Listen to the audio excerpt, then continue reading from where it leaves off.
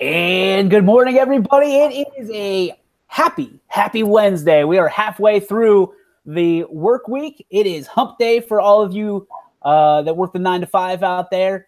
You almost there. Just get past today, and it's all downhill from here. I am DJ Yoakley. This is the Breakfast Burrito, and I am joined, as always, by my partner, my friend, and my colleague. His name is Thomas Q. Pease. What's up, Tommy?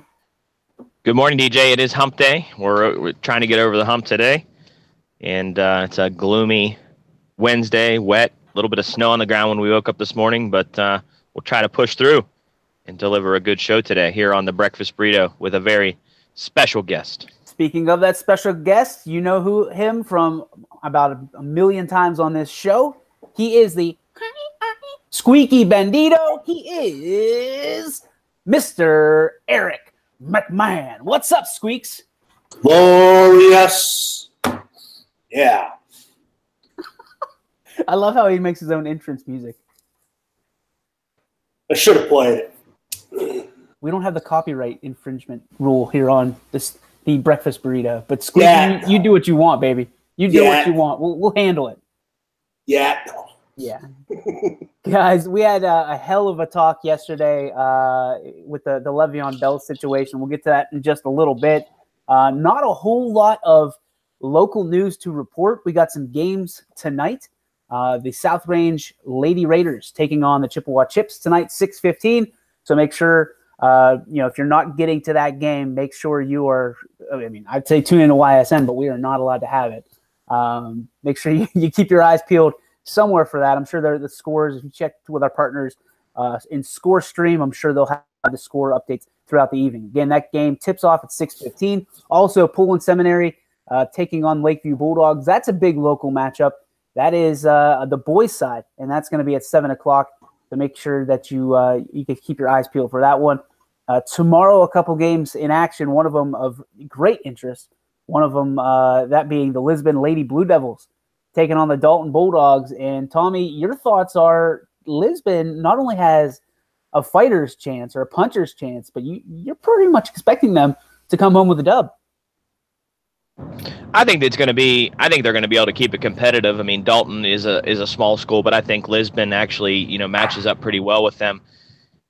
It'll be interesting. I'd like to see one of the two teams, either South Range or Lisbon girls, get to the Elite Eight. I think that would be, great for both school districts, great for all the student athletes in those districts, and it'd even be better if both of them got there. So it be interesting next couple of days, and hopefully we have a local team representing the local area in the Elite Eight on the girls' side of the coin. Interestingly enough, I know at least in football, Lisbon is the only Columbiana County team to bring home a state championship. So it'll be interesting if the Lady Blue Devils can do it through basketball. Lisbon would I guess keep the crown, right? And they would double up, similar to what the Steelers do. They have the most championships, the most trophies in Lisbon, because I guess for all intents and purposes, the queens of the court here in basketball. Yeah, they are. They're the Cinderella story so far in the young state playoff run that they're making here. And like we talked about before, they're such a young team, led by the sophomore point guard Izzy Perez, and then a bunch of young teammates behind her. So it'll be interesting to see. I'm actually going to make the trip to Massillon Perry tomorrow night to watch that game. So if the Squeaky Bandito would like to roll, he's more than welcome to head to Massillon Perry. I can only imagine that ride to Massillon Perry with you two in the car. That's worth taping by itself. Yeah, hey, we could just put the headsets on and talk the whole way. I think record it if you want. We should do an on the road segment with the Breakfast Burrito and just have you two talk the entire way, uncensored. The evening taco with the Bandito. Boys, some interesting news on ESPN this morning as we were scouring for topics to talk about.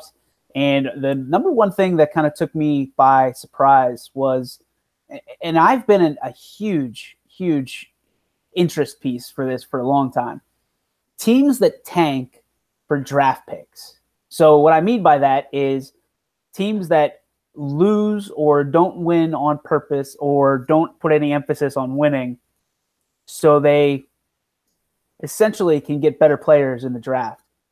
We have in baseball a guy that's not allowed to be in the Hall of Fame because he took bets. He made bets. Not necessarily on his own team even, but he bet on baseball. In Pete Rose, that is not eligible. Not, I think someday he'll get in the Hall of Fame.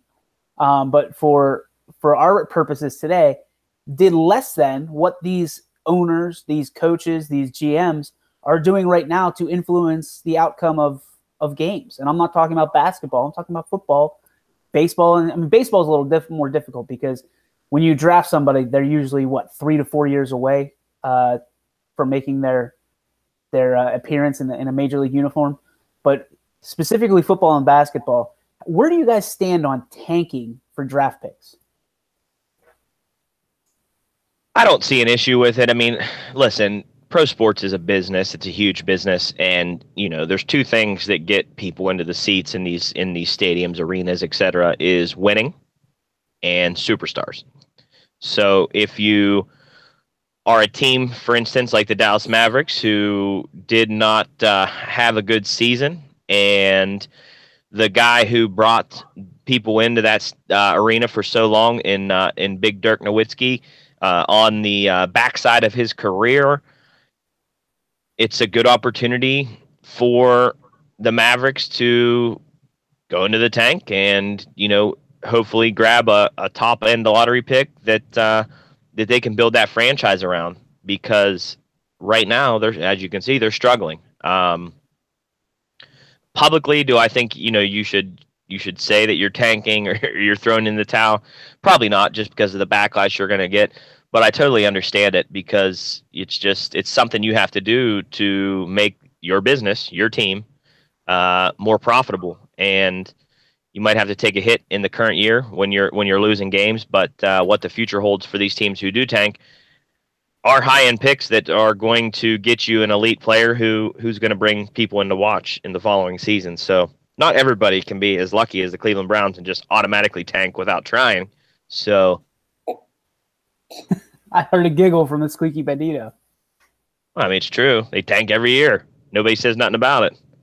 Well, it's because they can't even draft right. It's accepted. Yeah, it's just like, oh, okay, well, at least we have a team. Good job, guys. Way to put in, maximum effort. Squeak. So how's it any different? Because Adam Silver's going after these guys for tanking, right? Right. How's it any different than what the Sixers did the last 5 years, where they outright tanked and everybody knew it? It's not, and that's what's frustrating. Well, I think here's the key, and for me, the second that Cuban, and I respect the hell out of Mark Cuban, but the dude wants to win more than anything, and he realizes that with the nature and the environment that is the NBA right now, he doesn't have a snowball's chance in hell of putting together a winner without a few draft picks. And boys, let me tell you what, if you think this year's bad, wait until next year. Your boy, what is it, Zion Williamson? Oh, Zion. Goodness. Yeah, Zion Williams. He's the second coming. Yeah, he is. It's going to be a race to the bottom. And I'll tell you what, man, wait and see if the Cavaliers are part of that. Wait and see. All depends on what happens to LBJ. You betcha. Because you know what? That guy shows up and, if LeBron does leave, which I don't think he will, and that's another topic. If LeBron does leave, the Cavs go straight to the bottom, and it's trying to bring ZW into the fold. But I think there's going to be half the league trying to do that. If you're not the elite, obviously the Golden State Warriors have zero chance at them. Spurs, zero chance. Teams like that. Who's the other? Houston, zero chance. But you're going to see the bottom half of the league, just the discrepancy, the difference between wins and losses next year is going to be bigger than ever before, because everybody's going to want a piece at them. The Zion lottery. Do you know what the crazy thing about him is? What's that? He's not the number one prospect in the country. Which is amazing. That is crazy. I didn't know that. He's number two. He's number two. Who's number one? RJ Barrett. Interesting. Guess where he's going? I have no idea. Same place. Duke. Yep. Oh, boy. Well, I know the burrito bracket next year is going to be filled with a lot of Blue Devils. The Duke recruiting class next year is the top 3 prospects in the country and number 11. I wonder if they'll call them the Big Three. Oh, it's the best recruiting class ever. So. I'm just like, everybody's got a Big Three. You know what I mean? Like, in Pittsburgh, we call them the Killer Bees, but initially they called them the Big Three. And I'm sitting there, I'm like, wait a minute. And now there's, if you watch This Is Us, which I'm sure you guys don't. Of course I watch This Is Us. What? Really? Yes, that's a great TV show. I didn't take you for a This Is Us guy. I mean, I like good-hearted family shows. Plus, he's a Steeler fan. Oh, yeah. Come on. It's out of Pittsburgh. I got my Jack Steeler shirt. I'll have to take a picture of it and send it to you. You got a Jack Steeler shirt? Yeah, you know the one that he always wears in the TV show. It's real dirty and faded with the old Steelers emblem on it. I have that exact shirt. Oh yeah, that's awesome. Bandito, are you a This Is Us fan? Never seen it. There it is. That was my nail in the coffin right there. So Squeaky, where do you stand on it? Are you for the tanking, or are you against it? I'm not for it, but I understand why people do it.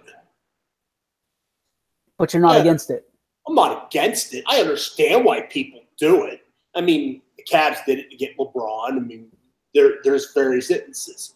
In hockey, they did it to get Connor McDavid. They did it.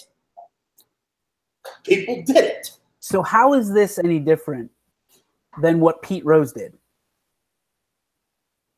Well, when there's a sign on every locker room, major in baseball at all levels, saying the cardinal rule is do not gamble on do not bet on baseball. I'm very opinionated on the Pete Rose thing. I'm not going to go into it today, but I'm very opinionated on it. Oh, that means we got to have next time you're on, we got to make sure that's one of the topics. No, because a lot of people will not agree with what I got to say. That's okay. They don't have to agree with what you say. That's why we're on the air. We bring you on for your opinion, not everybody else's. So you're not for it, but you're not against it. You're riding the fence on it. You understand why it happens, and you're okay with it. Yeah, I'm riding the fence on it. I get it, and I think Tommy's right. Next year when Zion becomes available, because he will become available, because there's no way he's going to be at Duke for more than 1 year. He probably shouldn't be at Duke at all. He probably should go straight to the NBA as an 18-year-old. But well, that's another topic. We'll get into that in just a minute here. A kind of off the cuff topic. But for me, guys, it's no different. I mean, when you talk about betting on baseball, why Pete Rose, you can tell who I got on the mind this morning. Kurt Flood. Why Mr. Rose is banned from baseball is because it changes the outcome of games. Guys can go up and take strike 3. They can play a little, not as hard, and affect the outcome of games. When you're looking at tanking, it's the exact same philosophy. It's we're not going to play as hard against some teams, and then other teams, you can go, to your skill set, to your face turns blue. My thing is there's zero difference. So if a team is found to be tanking, if my team was tanking, I would be furious, especially as a ticket, season ticket holder, or, if I'm in that situation, because you're putting your hard-earned money that you literally go to work every day. And if you tank, you're fired and you're no longer a season ticket holder. Obviously, you put, these guys that are on the floor, if they're not working hard, if they're not putting out a good product, then guess what? They shouldn't have jobs either. And unfortunately for some of these owners, it starts at the top, and they're more interested in, obviously the bottom dollar, very important. But at the same time, they don't care. They want someone, like Tommy said, to sell seats, to sell tickets, put butts in those chairs. And I get it. I mean, we're kind of spoiled here in our region with LeBron, with Sidney Crosby. We had McCutcheon. We got the Steelers. I mean, we also had the Browns, but see, I don't think the Browns tank on purpose. I really don't. I think they try. I think they try to win. I just don't think that they can. And I don't think that they wanted to go 0-16. I sure as hell didn't. I think it got to a point though where they were like, well, if we're going to go 1-15, we might as well go 0-16 and guarantee that first draft pick. I think that probably happened.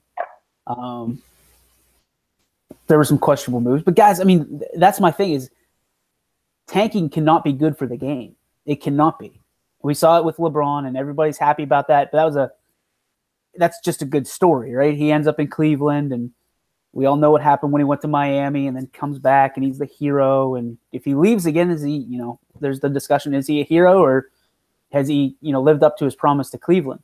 But don't tank. Like if you're the Dallas Mavericks, don't tank to get somebody that, it's dirty play to me. It's foul play. So next year, if you're, I don't know if you have a favorite NBA basketball team, but let's say you have a favorite NBA basketball team, and they at this point in the season have no shot whatsoever to make a run into playoffs or get into the playoffs or do anything at all, and Zion Williamson is sitting there as a freshman in college, ripe for the taking.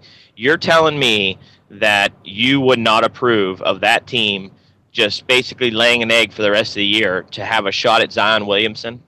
No, I wouldn't. And you know what? Oh, the one thing that I think the NBA does right is they use the actual lottery. It's not based off of your record. Because when teams tank, you get X amount of like lottery balls, right? That's the way it works? Yes. That's my understanding. Okay, so just because you finish with the worst record does not guarantee you that first pick. Which I guess that's going on the other side of the fence. But I dig the way they do it. In that sense, I think the NFL should adopt something like that because you're still playing. It's still a game of chance.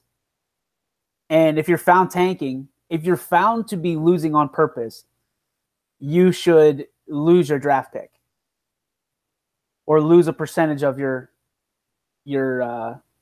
lottery balls.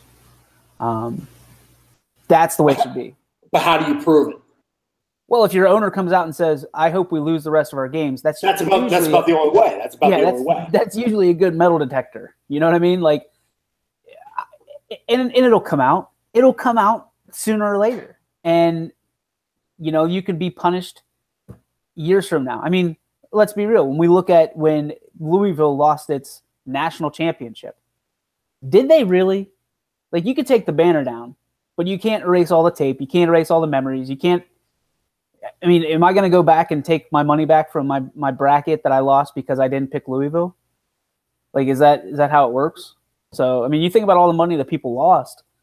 Did Louisville really lose their national championship? No. Everybody remembers it.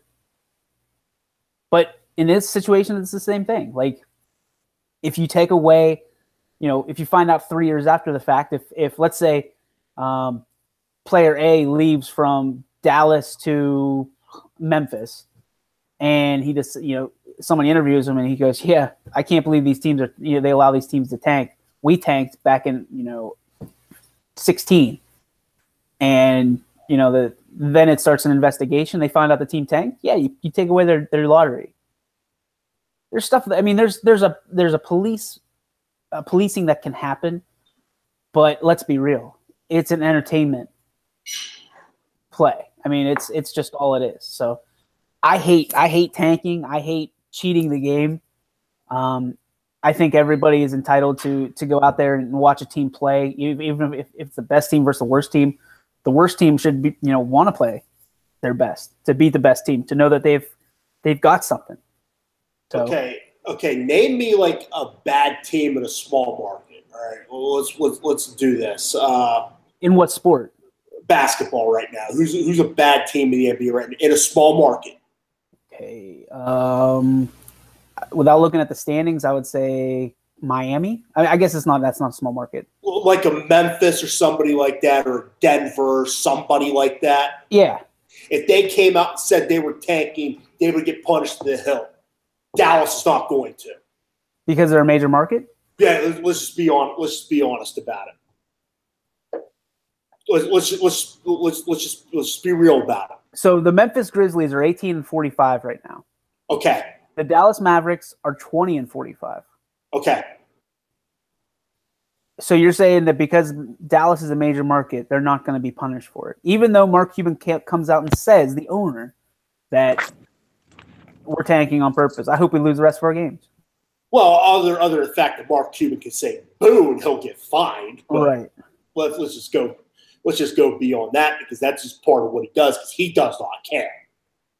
So the difference right now between the best team in the Western Conference and the worst team is about 32 games. Houston has 50 wins already? 50 wins, 13 losses. Jesus. And the Grizzlies have 18 wins, 45 losses. On the other side of that coin, the Raptors, the best team in the East, 46 wins. The worst team in the East, the Atlanta Hawks, 20 wins. So you look at that and you say, I mean, here's my thing. You look at just a few nights ago, not even a week ago, when the Denver Nuggets, who I guess they're not that bad, they're 35-29, beat the Cavaliers pretty handily. But they have relatively the same record. And the Nuggets are fighting for the 8th spot over in the West. But a team like the Jazz, who are in the 10th spot, still, I think they beat the Cavs, if I'm not mistaken, as well. So it's interesting. I mean, some teams are really fighting for it. The Jazz, 34 wins. They're still obviously in the thick of things over there, within a win of getting up. They're on a 3-game win streak. Then you look at the Lakers. The Los Angeles Lakers are 28-35, and they could easily tank the rest of the season. But I think they're going out fighting. So. Well, they don't care about tanking. They're not worried about the draft right now. Their draft's July 1st. Right, the free agent market. Yeah, their draft's July 1st. Even though they said that they're going after 2019, they're not worried about this year. You think they're still going after 23? Would it involve their first overall pick? Yeah, I don't know. Would it involve their first overall pick? Cavs can't trade LeBron without him okaying it. They traded him in 2010. Well, technically, that's a huge technicality that most. But they did. Yeah, most Cavs fans don't really remember. For contract purposes, they had to trade him for him to get his max deal. They had to trade him. Right. For the Cavaliers, you lose LeBron James. Now, I don't know, and we're way off topic, but do you guys know that LeBron just bought another house in LA? Just bought a $23 million house in Los Angeles, in addition to another house he's already got. Just mind, he's got 2 homes in Los Angeles now.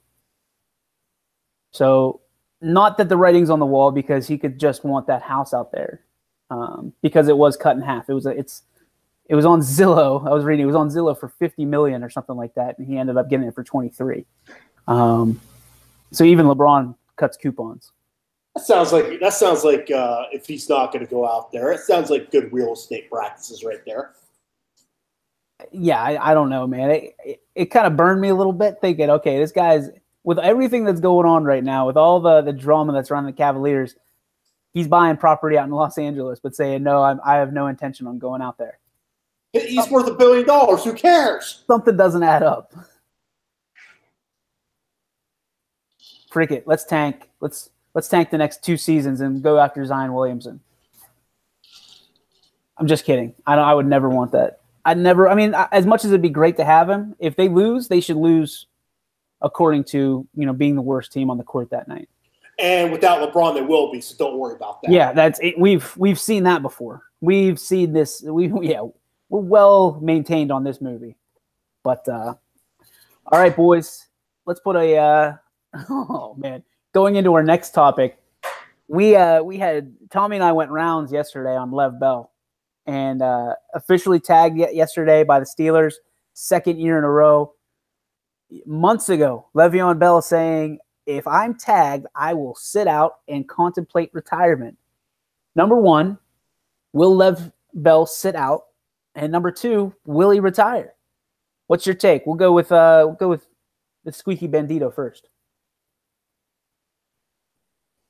Are you effing kidding me? He's not going to retire. He's not going to retire. He may sit out 10 weeks and not play this year, but he's not retiring. I'm going to go at it with a different perspective, actually. Okay, you're running back in the NFL. Which one of you guys is a virtual enemy to running backs here? What do you mean? DJ. Oh, DJ. yeah. Who's a virtual enemy to running back. I'm on board with DJ on that. Ooh. I'm on board with him because – look at it from this perspective. Look at it from when he was in high school. Look at it when he's in college. Look at it now. If you're running back at any point in life, it is the worst position to play in the NFL. It is the worst position. Throughout your life, because at every hit that you are taking on every play, you only have a certain amount. You have shelf life. You only have a certain amount of carries in you.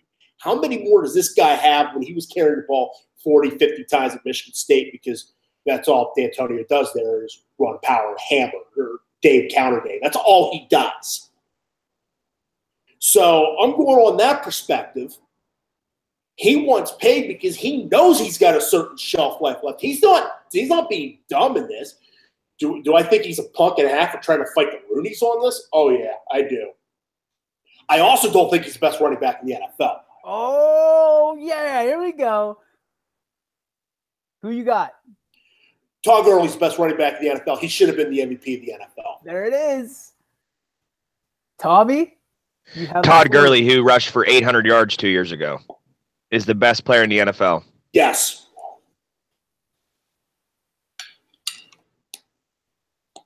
I disagree. What did I say yesterday? Running backs are a dime a dozen. And they're a product of? Their system, their offensive line. Bingo.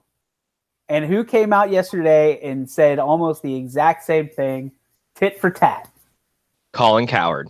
Bingo. And I sent it right to you. And I said, guy, I had no idea that he was going to come out and say, obviously, I think we go on before him. So when you look at this, guys, Le'Veon Bell can be replaced. Whether it's one person or two people, it doesn't matter. And then when you look at, Colin said something really interesting yesterday that I had no idea, but I kind of alluded to, not to pat myself on the back. But think of the last team that won a Super Bowl with a featured running back. I can't. It's been a while. It's been a long time. Because even when the Steelers won the championship, they had two running backs. It'd be Marshall Faulk, wouldn't it? I guess. I mean, even then, he wasn't the Marshall Faulk that we remember. Oh, yeah, he was. Oh, yes, he was. He had Kurt Warner, correct? And about 2,800 total offensive yards he put up. Okay, and so there you go. I'll give you that one. Yes, I will recede my last statement. So Marshall Faulk, when was that championship? 99. Get the phone, Squeaky. No, that's not the phone. That's the bell up at the school. I'm doing this broadcast from the school today. Oh, okay. Well, make sure you move on to Spanish class. Okay. Now his 2,800 yard year wasn't when they won the Super Bowl. I think it was it? I don't know if it was the year they were in the Super Bowl or the year after. It might have been 2000. It might have been the year between the Super Bowls. when he had the 2,800 yards. But was he the featured back? Is the main question? Yes. Okay. He was the only back. Okay. So you said it was 99. 99 is when they won the Super Bowl. 2000 is when he broke the all-purpose record. So let's just say that it was 99. That was the last time. You're talking what, 20 years? Yes. So something between 99 and 2018 has changed. And naturally, it's the running backs are dime a dozen. I'm telling you. And for Lev to come out, he has zero leverage on this. He has zero leverage. And there's an article on ESPN this morning that talks about the Steelers. You're gonna be able to tell exactly what the Steelers are doing based on what they do in the draft. And you know what I said yesterday? Go get Nick Chubb. Go get him. Because they're looking at him, and I don't see a mock rank or mock draft where. Well, I take that back. There's one out there right now because it was after the combine. But Nick Chubb is not picked. He is the 6th ranked running back in the draft, and he is not picked besides one mock draft to be anywhere in the top 30 picks, 32. Who's the kid out of Miami that Coward was talking about yesterday? That is the hell is his name? Oh, what's his name? Hang on, I'm looking for it. I know who you're talking about. He's not even on the top. I'm at 20. Mark Walton, the running back. Sounds right. 4.5 40. Right here, and this is I don't even know the WalterFootball.com. I don't know how reliable this is, but they have him as the 24th ranked running back in this draft. You mean it's not Mike Mayock reliable? It's not Mike Mayock reliable. Okay. But Cowherd also is not a professional scout, and Mayock. But Mike Mayock is. Yes, Mayock. If Mike Mayock says it, you stamp it, right? Yeah, I'll take his advice over Mel Kiper any day of the week. How about this one, guys? Saquon Barkley, obviously number 1. Okay. Sonny Michel over Nick Chubb's backup. Yeah. Yeah. Is higher draft status than Nick Chubb right now. He's a better athlete. So for me, it's just you look at it and you go, okay, well, if Le'Veon's going to act like this, if he's going to sit out 10 games, we as an organization have to protect ourselves. The same way that when Roethlisberger said, I don't know if I'm going to play went through his dramatic, yearly event, the Steelers went out and they had to get a quarterback. They had to get somebody in case Ben bites it. You guys know more than I do on this, obviously, believe it or not. Okay, when do the Steelers pick? Well, at 18, no, they're in the 20s. 29 or 30. I Yeah. thought. No, they'd be before 28. They might be 28. But you said we know more than you do. Because they base your position once you get that far down where you finish in the playoffs. I think they might have had the best record of the teams that didn't make it in the conference championships. They might pick a 28th. It's the Steelers. And you both are Steeler fans, correct? Correct. Yes. We don't look forward to the draft. We look forward to the playoffs. You don't think they're taking a linebacker? No, it's the Steelers. I would say that they're going defense first. I don't know that they take a linebacker. I think a safety is on the board too. I think I think they could use a defensive back or two. Just my personal thought. But I think they could use about 9 defensive people, honestly, because I thought the defense was atrocious last year. But I'll tell you what, though, if you're in a position where if it's a deep draft for defense, you can pick the best player available, and you're not going to catch a lot of slack. And it is a deep draft for defense this year. Right. So I'm so high on this Griffin kid out of UCF. Now I'm also kind of making sure that I can take myself away from the hype machine here on Twitter and on Facebook. But I love his story, and you got to love more than a story. You got to love his numbers that he's putting together on game film. And at the combine, I love this dude whenever I saw him play actual football, not just, a glorified track meet that the combine is. Right. I think he's out of the first round.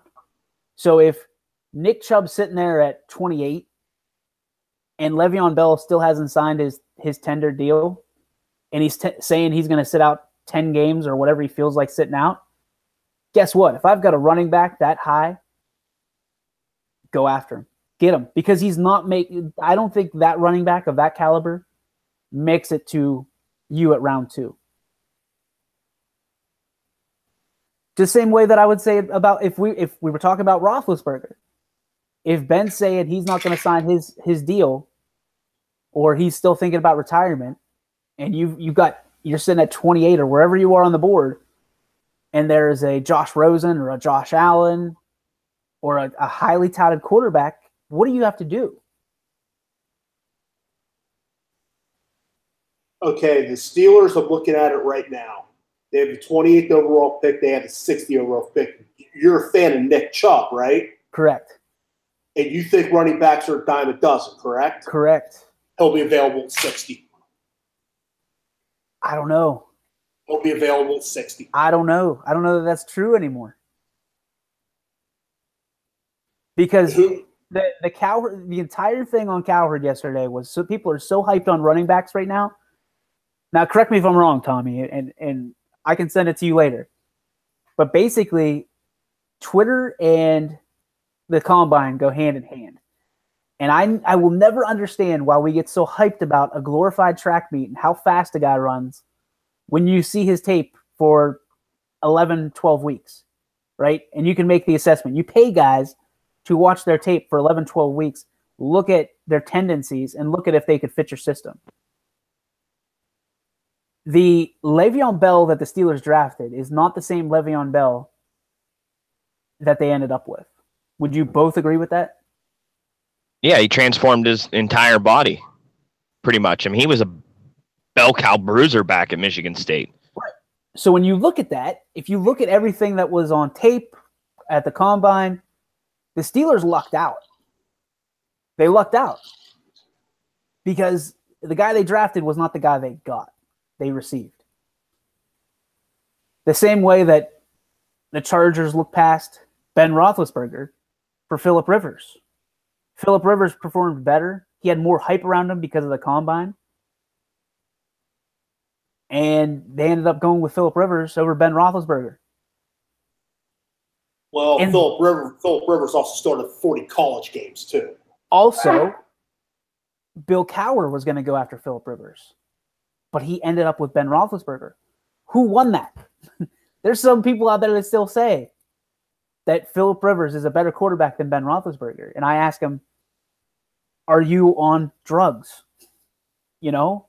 You're asking who won that trade? Who won that essentially who won that draft? The Chargers did. The Chargers did. What? The Chargers did. What? The Chargers did because not only did they get that, they got Sean Merriman the next year, who was a 4-time All-Pro. And how many championships did that land him? It didn't land him many. I don't think you take every trade to how many championships it lands you. Yeah. I would say yes.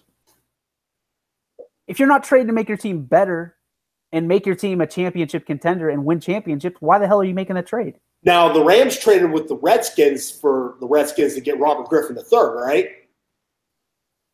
Right. Nobody won that trade. I would venture to guess that the Rams won that trade. Nobody won. The Rams were still horrible until last year. Nobody won that trade. I would say that the Rams completely won that trade. If you're gonna say they lost the trade, I would say they lost the trade not because of anything that the Rams did, but because in the 4th round they didn't go and get another quarterback, who's also being discussed to possibly get $90 million. The Rams, to me, the Rams won that trade because they set themselves up for more, not just one player, but to set themselves up for the future, which they are really, really, really looking good. And The Redskins made that trade out of necessity. They needed a quarterback. They did not believe. I want to say that they didn't believe in Kirk Cousins. Am I accurate? Shanahan did. That's why he took him. So you don't believe it. I mean, and let's be honest. RG3 was a stellar quarterback his rookie year. He was the belle of the ball.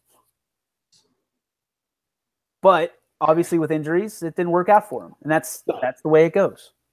No, and to go back that where I said the Chargers did that, where I thought they won everything in that regard or whatever. I'm not going to hamper them because they underperform on the field. I'll go after Marty Schottenheimer for it because I've never seen a more inequipped NFL coach. Run, pass, punt. Run, pass, punt. Run, pass, punt. So I guess the question I have to ask you, are you on drugs that you think that the Chargers won? They did win that trade. It didn't go on the field, but they won the trade. How? They didn't have to play success in the NFL. Success in the NFL is measured by wins and losses, measured by championships, wins, playoff appearances, etc. And there's no doubt in my mind that Rivers is the third best quarterback in that draft. If not further, if you talk historical, because Manning's got 2, Ben's got 2. And you know what? Rivers has no excuses because he had LaDainian Tomlinson for multiple years, who was hands down the best thing going in the NFL as far as a running back. Always had an elite receiver with him, had Antonio Gates. But listen, San Diego could never get it done. And that falls on the shoulders of Phillip Rivers because he didn't get it done. Games. Rivers is a guy who falls apart late in football games. Almost said basketball games. He probably falls apart basketball games too. That's true. He did. But so San Diego lost that. San Diego lost in that deal. They lost. Yeah, and Eli has 2 championships. Right. So somehow. Well, he got him against the Patriots. It wasn't like he was playing the Chargers. Well, they had to go through the Chargers to get him. They had to go through the Colts to get him. This is a debate of whether if you think you're right or wrong, pretty much. They won a lot of games. Make no mistake about that. They won a lot of games. Also, remember, he didn't play his first 2 years in the NFL. Drew Brees was the quarterback. You want to go into that next.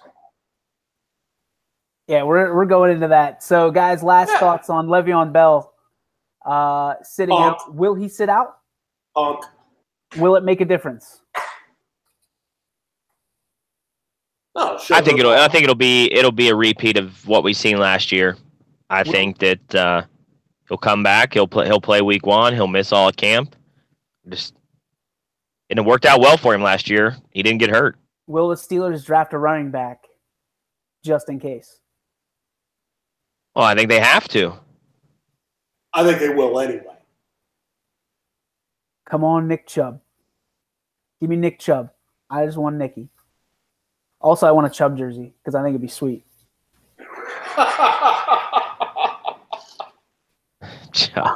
All right, boys. Next topic is best free agent not named Kirk Cousins. You got one pick to take. You got one guy to focus all your money and your funds on. Who are you taking?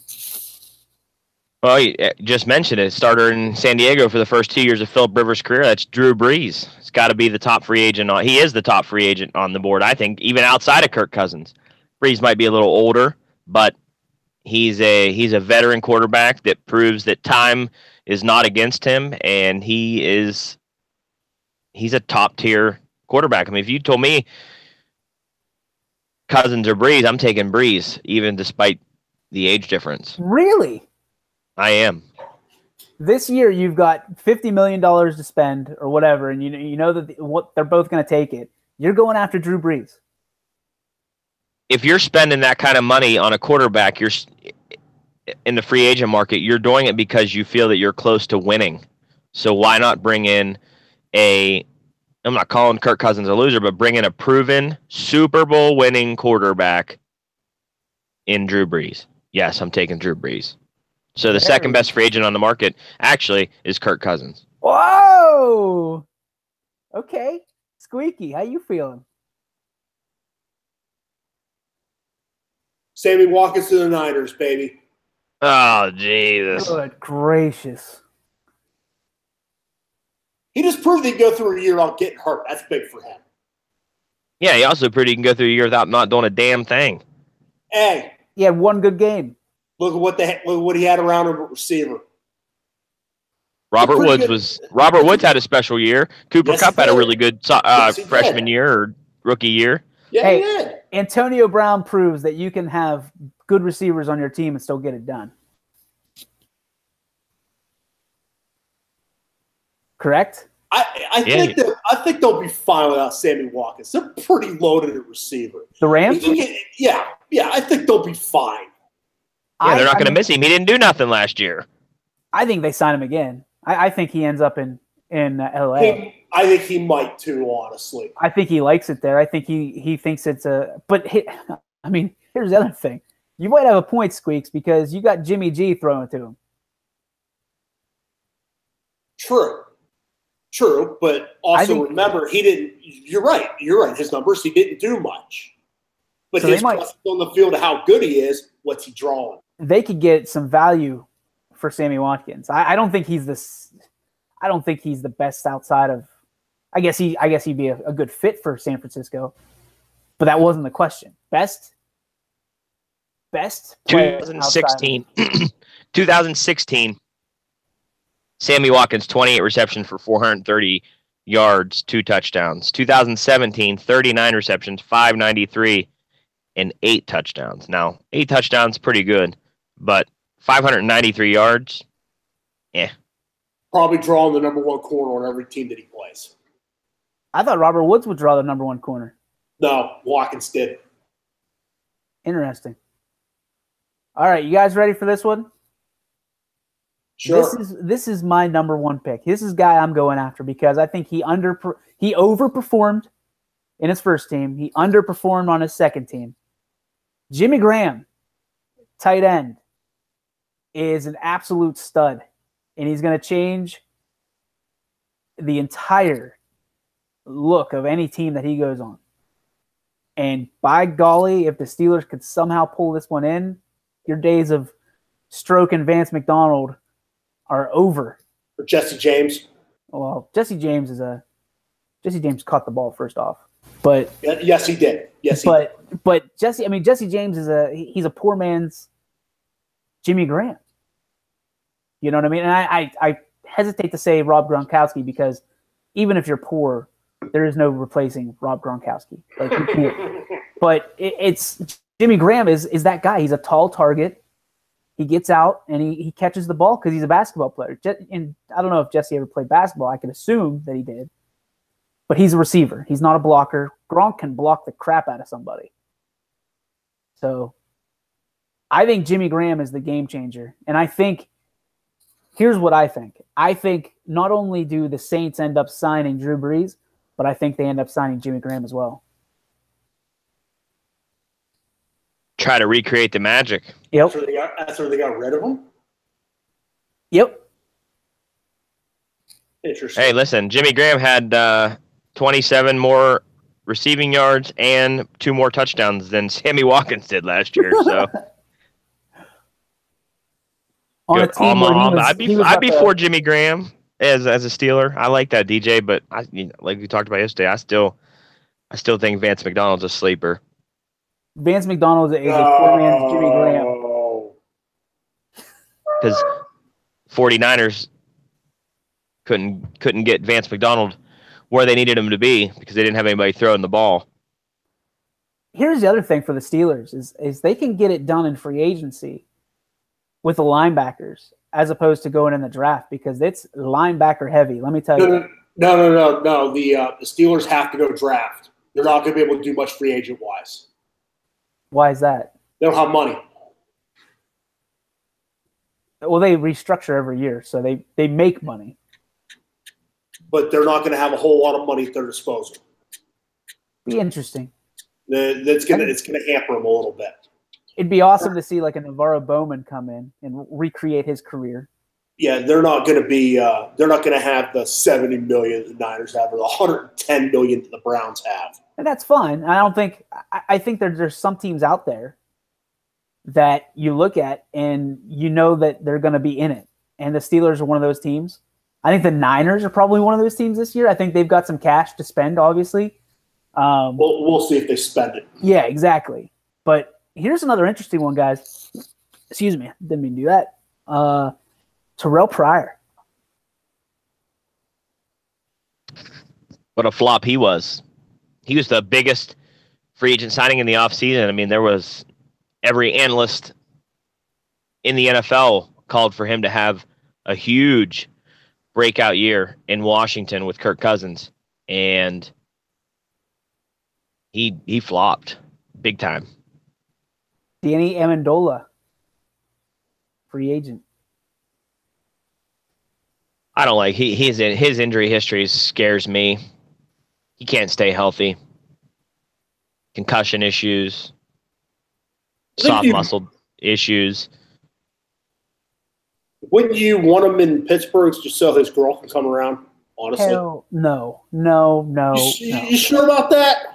Yes. Who? Danny Amendola? Yes. Who's his girlfriend?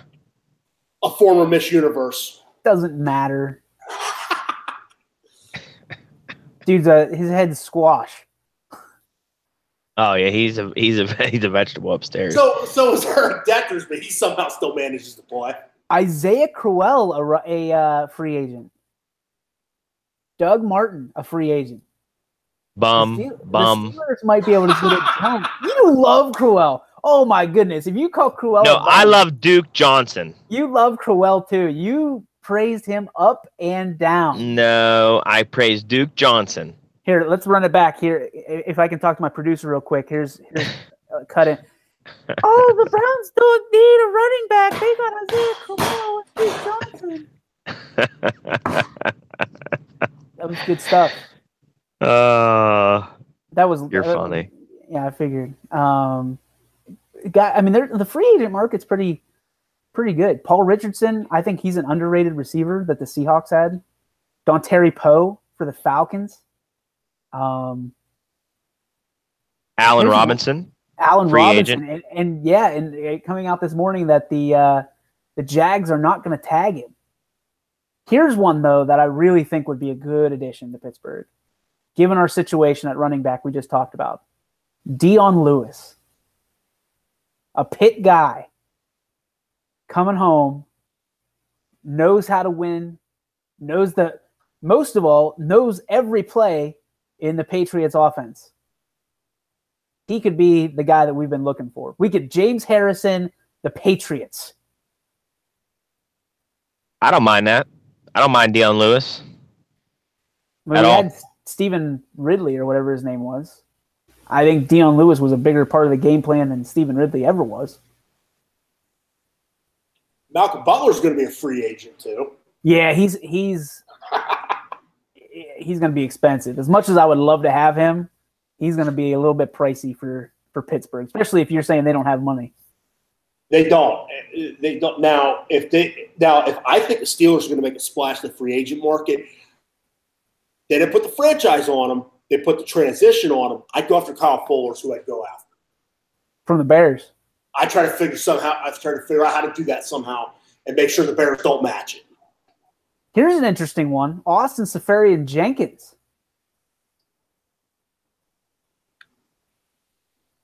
I like ASJ a lot. One of the Jets. I thought he played good football this year. It was, he had a bounce back season, had some issues, drug and alcohol issues. I like ASJ. He could be, with the right quarterback, he could be an elite tight end in the NFL because he has all the tools.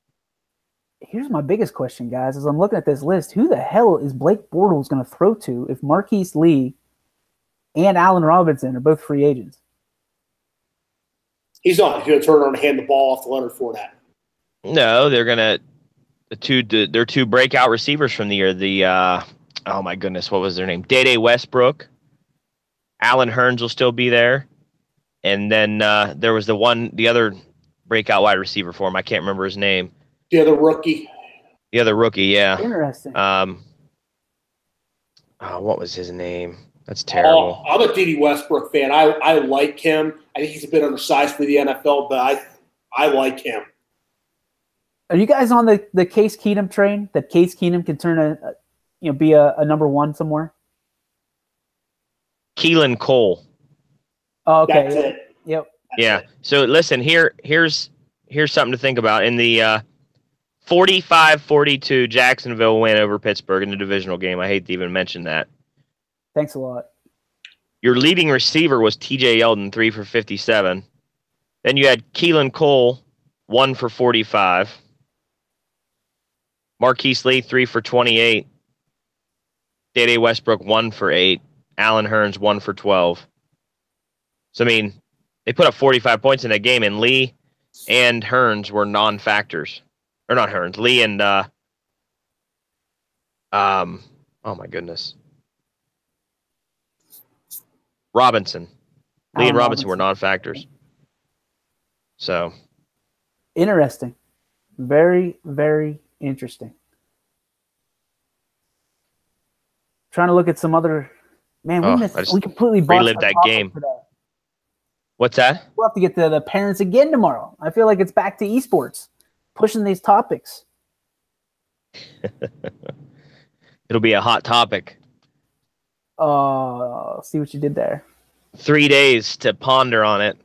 It'll be an interesting topic. It's a huge deal, and we can kind of give like a little preview here. But I think promoting, teaching,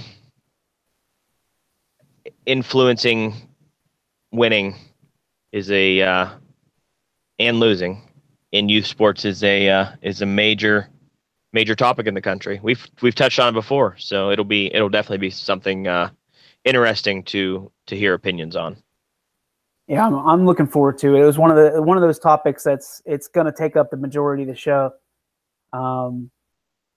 Winning and losing at a young age. Squeaky, in case we don't get you tomorrow or Friday, what's your 5,000-foot view on kids or parents putting too much emphasis on winning and losing at such a young age? How young are we talking? 8 to 10 to 12? Well, unless you eliminate the fact that they keep score, I don't know how you can eliminate that. If you're playing, you know if you won or lost. Right, but I'm talking about like being aggressive, like putting way too much emphasis on like it's a little league game. You know what I mean? Like it's not the end of the world. It's not, you've got, I mean, if you're a little league, you're 12 years old max. So you've got the better part of 6 years, half your lifespan at that point to go out and play some more ball. Do you put emphasis on losing a game in Little League or losing a championship in Little League? I don't think you do. I don't think you do. I mean, it's cool when you win, right? It's cool when you win anything. Absolutely. But I don't think that you make it a point and you don't get ice cream because you lost in a championship game. Yeah, you don't. You don't get ice cream. You lost a championship game. You're right. You don't. There he is. The aggressor. I'm just saying. I mean, I'm not saying you're in trouble for losing, but we're not going to go out and celebrate the fact that we lost. Makes no sense. I wouldn't celebrate the loss. I wouldn't celebrate the loss. If I thought my kid had a good year, then yeah. Yeah, that's different. It's different perspective, and that's why we're going to get into it tomorrow. So yeah, I was going to say, don't get me started. No, I don't want to rev that engine right now because we're 1 minute to closing time. So that's a wrap on the burrito. As always, we thank our at some point, Squeaky, we just got to make you part of this show, my friend. We just got to make all for that every day because just be the burrito bunch here. Because I mean, you bring so much to the table, and throw topics off all the time. Yeah, that's great. But we love it. You do fantastic. So at some point, we'll talk negotiations in your contract. Yeah, we'll get you a new chair and a new set of headphones.